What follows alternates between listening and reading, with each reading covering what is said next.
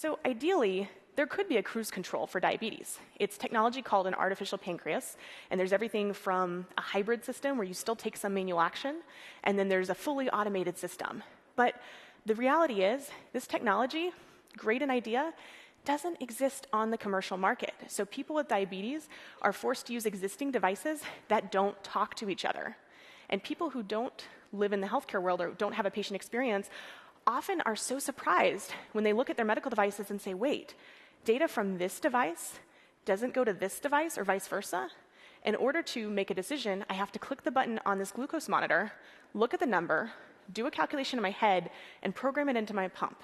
It's not interoperable. It's really frustrating.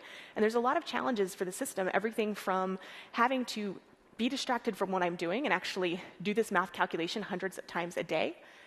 And then the problem like the alarms. If I'm sleeping and this alarm doesn't go off because the receiver is faulty or it's not loud enough and I sleep through it in my 3 hours of sleep, then I'm in trouble. And that's the reality that every person with diabetes is living with today.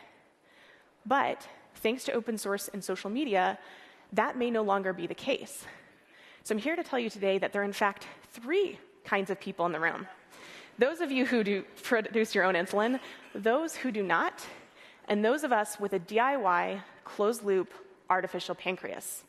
That is available today because of open source, social media, and a community of people with diabetes who said, we are not going to wait. This technology is available today, and we're going to find a way to use it. So I have a picture up here on the screen that shows some of the components of a DIY open source artificial pancreas. The version on screen is using a Raspberry Pi and a small radio stick, and then the existing medical devices that I have, my insulin pump and my continuous glucose monitor.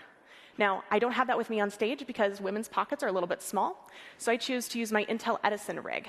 And that's the beauty, is that I can use my existing devices and take off-the-shelf hardware and add my open source software and use the Edison, or use the Pi, or use a slice of radio, or a TI stick. It doesn't matter, but I can build the system that works best for my needs. And people always say, well, if this technology is available, why isn't it out today? Or how can you be doing that? Shouldn't the FDA be regulating you? But there's an important distinction. I am doing a self-experiment. I am not a company. I am not selling or distributing a product. I am not regulated as an individual by the FDA. So I, as a user, can do this.